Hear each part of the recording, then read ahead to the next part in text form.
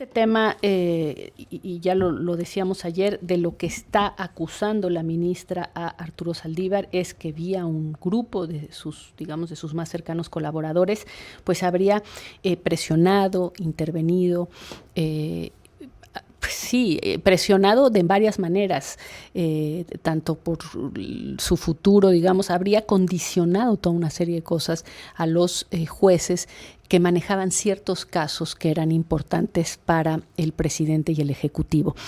Pero esto viene de antes, y justamente Hernán Gómez Bruera, periodista, es autor de un libro que se llama Traición en Palacio, el negocio de la justicia en la Cuarta Transformación, en la 4T.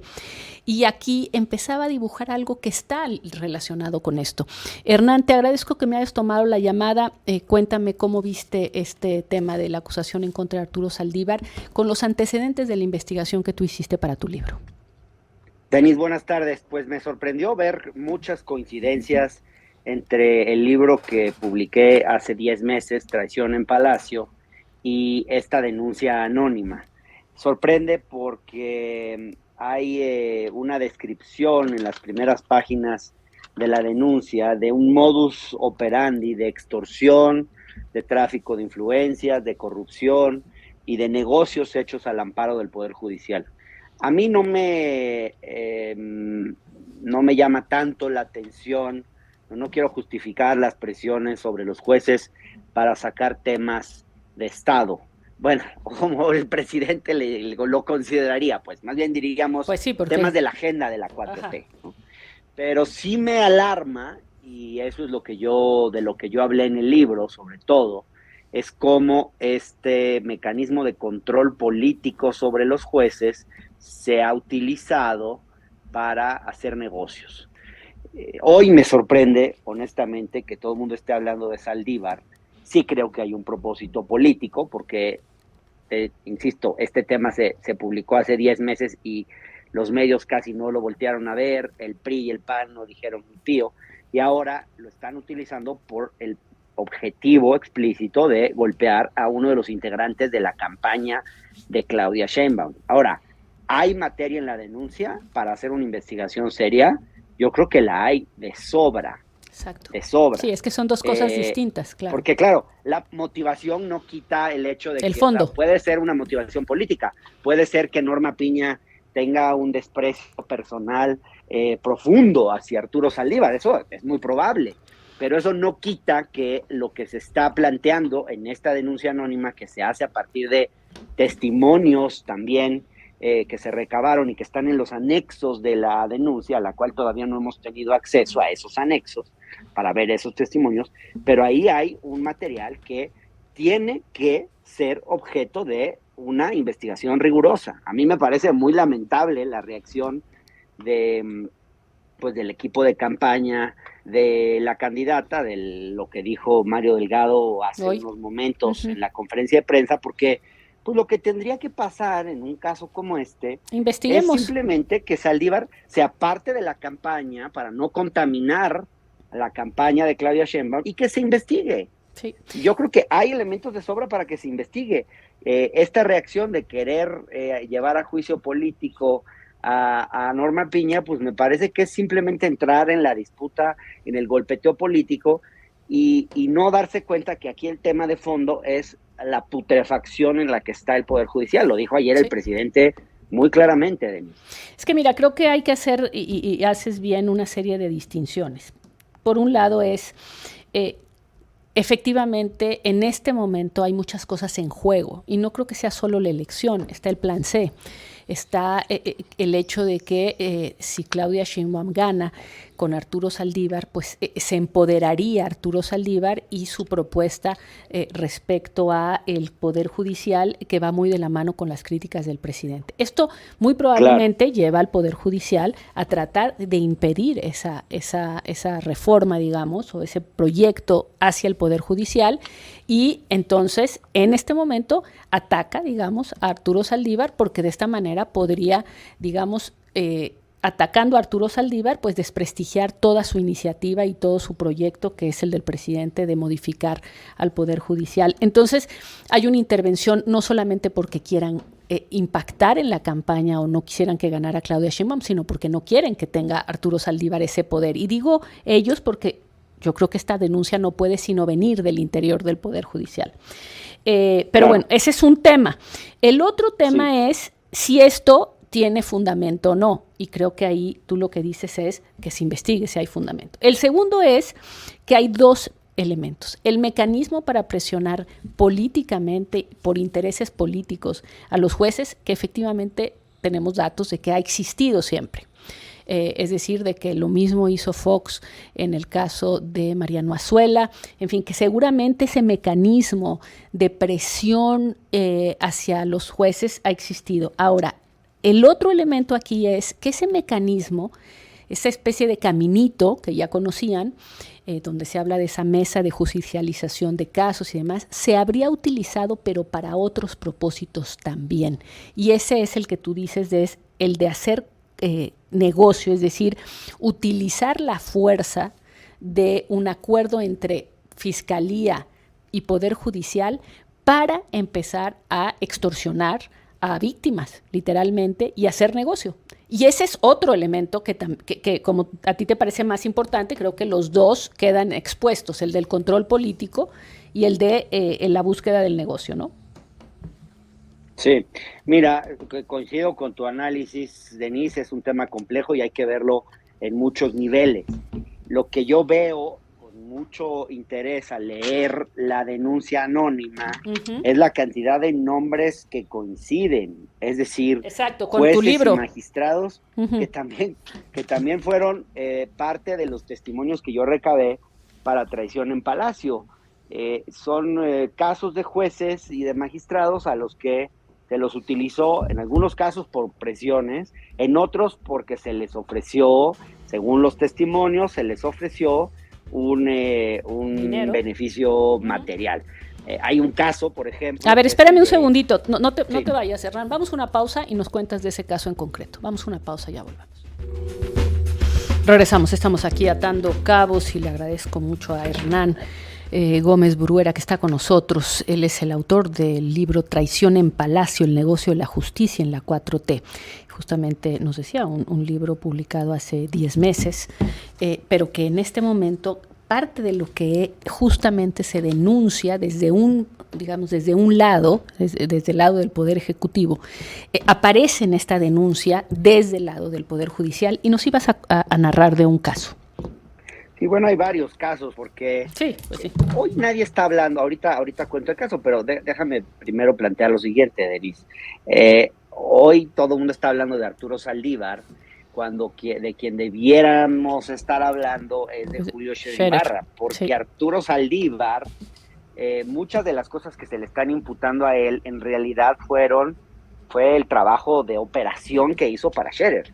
En la cabeza del negocio de la justicia en México durante estos años fue Julio Scherer Ibarra. Así como en otros momentos fueron otros personajes, porque siempre ha habido un broker que controla desde el Poder Ejecutivo. Sí, ahora el tema nada más es que pues se habla de Arturo Saldívar porque la responsabilidad suya era ministro presidente de la Suprema Corte de Justicia, ¿no? Entonces, sí, claro, había un broker que imaginó todo ese proceso desde presidencia, pero pues había un señor con una responsabilidad altísima, que era presidir la Suprema Corte. Por lo menos en los testimonios que yo tengo, el que hacía los negocios era Saldívar, era Scherer. Saldívar se prestó a eso, quizás por ambición política, dicen unos, quizás porque le tocaba una parte de los dividendos, no lo sabemos, ahí hay versiones eso tiene que ser la investigación la que lo confirme o lo desmienta. Ajá. Claro, ojalá hubiera una investigación, pero casos concretos, por ejemplo, está el de la disputa que entablaron las hermanas Garza Delgado con su hermano por una herencia. Estos típicos pleitos de las familias millonarias de este país que se pelean por las herencias y que involucran a jueces o a políticos y se vuelven unas cosas, unos problemones inmensos que duran años.